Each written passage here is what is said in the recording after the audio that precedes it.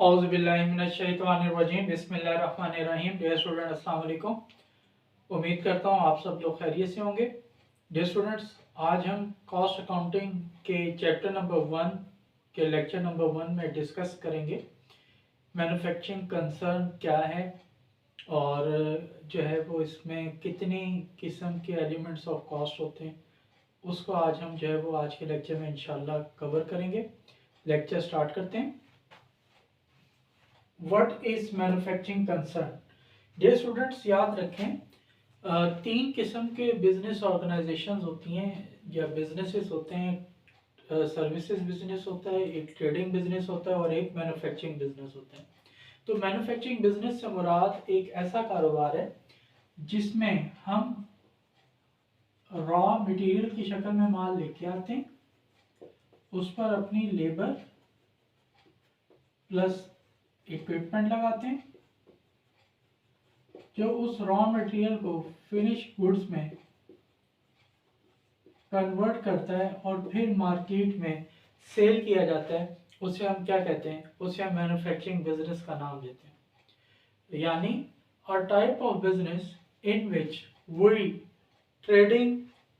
We are trading the goods and services after some modification is called manufacturing business.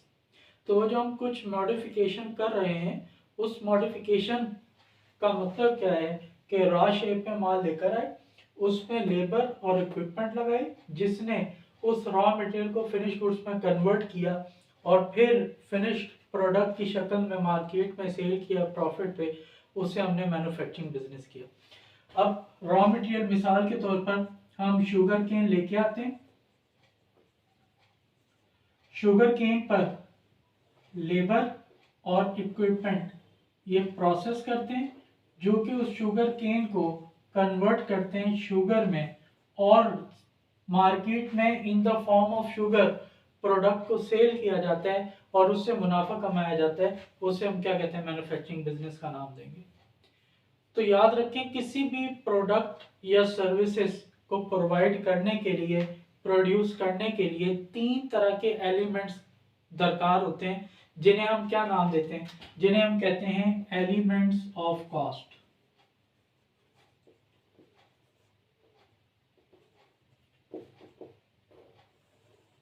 जिसमें पहला material, दूसरा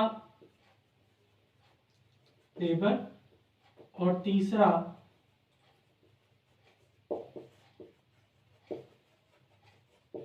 factory overhead. ये तीन elements ऐसे हैं जो कि आपकी प्रोडक्ट या सर्विसेज को प्रोड्यूस करने में अहम किरदार अदा करते हैं। अगर इन तीन में से हम किसी एक प्रोडक्ट को भी अगर इग्नोर कर दें तो आपकी प्रोडक्ट या सर्विसेज प्रोड्यूस नहीं हो सकती। तो इसमें पहला जो है वो मटेरियल क्या है?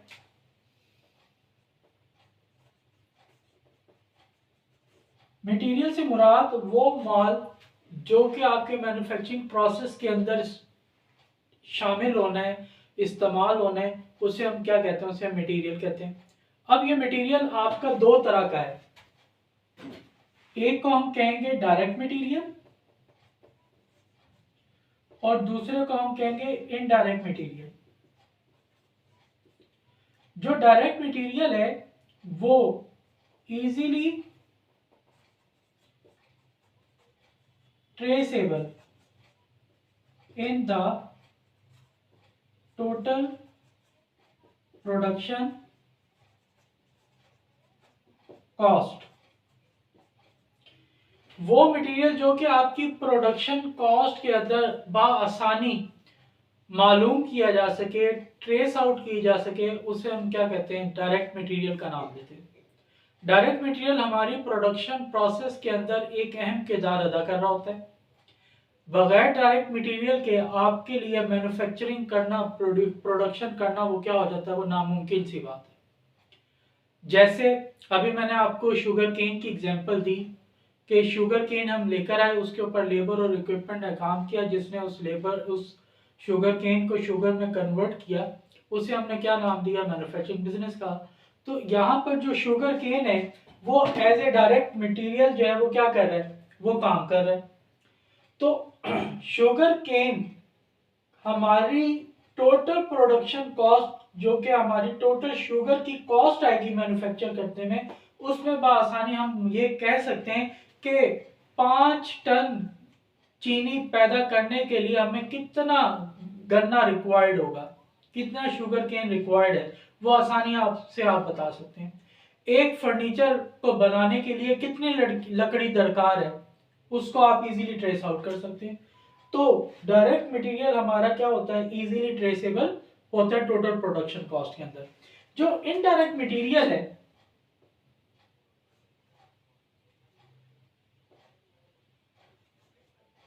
does not easily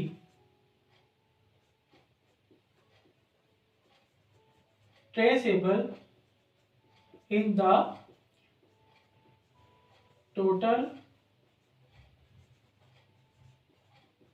production cost.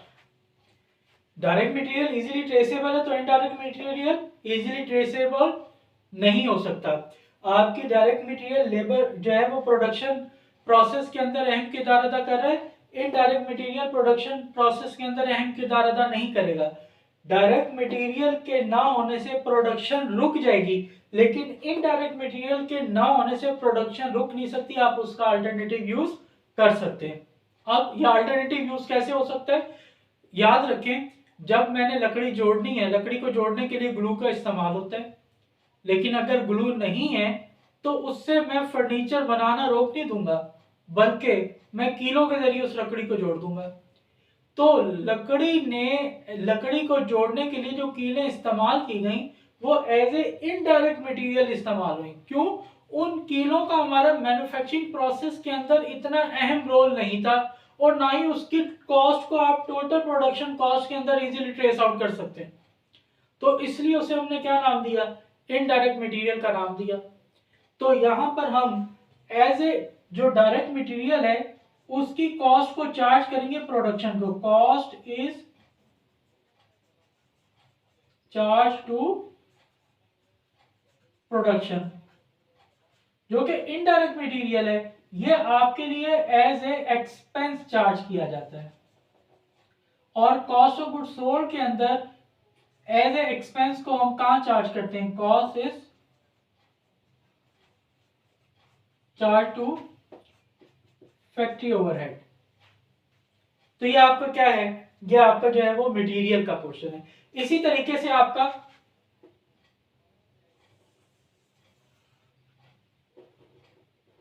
Second element है लेबर। अब लेबर जो है, लेबर से मुराद वो फिजिकल एंड मेंटल एफर्ट्स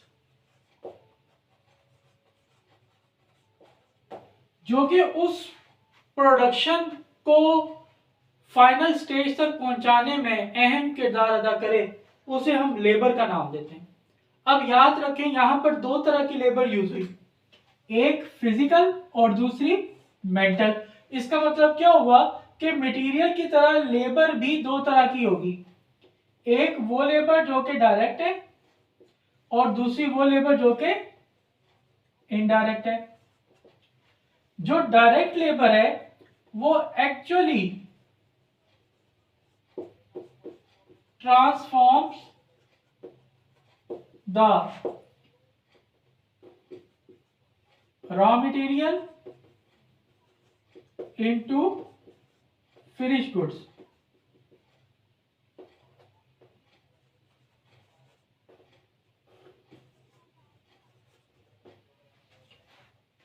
और कॉस्ट इज इजीली ट्रेसेबल, जबकि जो इनडायरेक्ट लेबर है वो does not actually transforms the raw material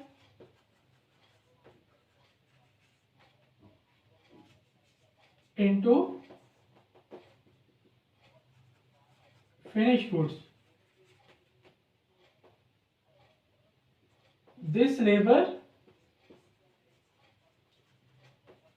only supervise the activities. तो डायरेक्ट लेबर से मुराद वो लेबर है जो कि हमारी प्रोडक्शन प्रोसेस के अंदर अहम किरदार अदा करे, जो एक्चुअली हमारे रॉ मटेरियल को फिनिश गुड्स में कन्वर्ट करने में मददगार साबित हो और जिसकी कॉस्ट को बआसानी जो है वो टोटल प्रोडक्शन कॉस्ट के अंदर ट्रेस आउट किया जा सके, उसे हम डायरेक्ट लेबर का नाम देते हैं। जैसे मैं एज ए टीचर आपको लेक्चर डिलीवर कर रहा हूं तो मैं आपके लिए as a direct labour work कर रहा हूं। क्यों?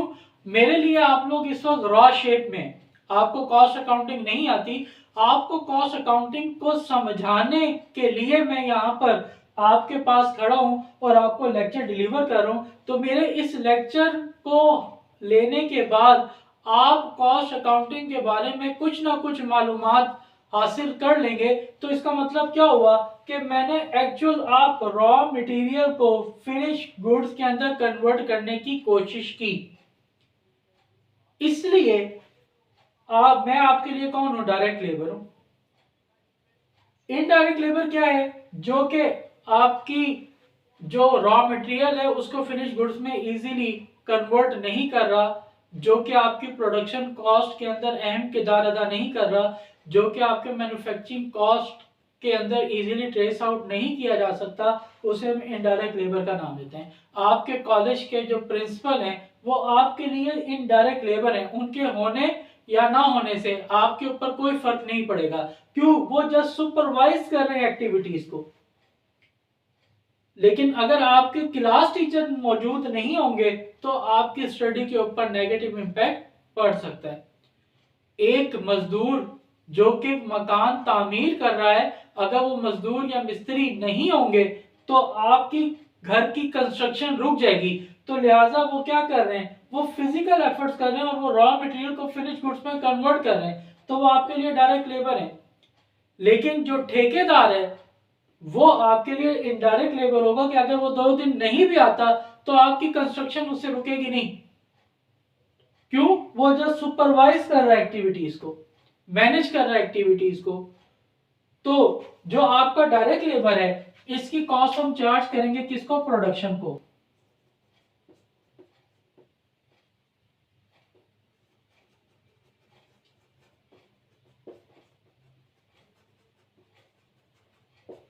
और यहां पर आपकी जो कॉस्ट है वो चार्ज की जाएगी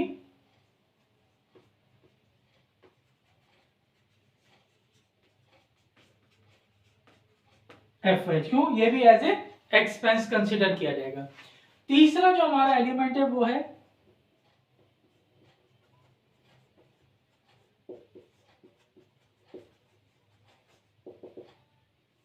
factory overhead. All those expenses which are incurred during production process are called factory overhead. वो तमाम अखराजात जो आपकी मैन्युफैक्चरिंग प्रोसेस के दौरान बर्दाश्त किए जा रहे हो उन्हें हम क्या कहते हैं? फैक्ट्री ओवरहेड का नाम देते हैं। For example rent, electricity etcetera. अब मैं आपको लेक्चर पढ़ा दूं, लेक्चर पढ़ाने के दौरान लाइटें यूज की जा रही है, व्हाइट बोर्ड यूज किया जा रहा है, स्टेशनरी यूज की जा रही है, कैमरा यूज किया जा रहा है, ये सारे के सारे ड्यूरिंग लेक्चर, ड्यूरिंग प्रोडक्शन आपके एक्सपेंस हो रहे हैं, तो इन तमाम एक्सपेंस को हम किसका नाम देंगे? फैक्ट्री ओवरहेड का नाम देंगे। तो आप देखें इन तीन में से अगर हम किसी एक चीज को भी स्किप कर दें तो हमारी प्रोडक्शन नहीं हो सकती। तो किसी भी प्रोडक्ट या सर्विसेज को प्रोवाइड करने के लिए, प्रोड्यूस करने के लिए मटेरियल, लेबर और फैक्ट्री हेड होने का बहुत ज़रूरी है। उनके बगैर आप प्रोडक्शन नहीं कर सकते। इन्हें हम क्या कहते हैं? एलिमेंट्स ऑफ कॉस्ट कहते हैं। डियर स्टूडेंट्स, ये था आज का हमारा लेक्चर। उम्मीद करता हूँ आपको मेरा ये लेक्चर समझ आया होगा।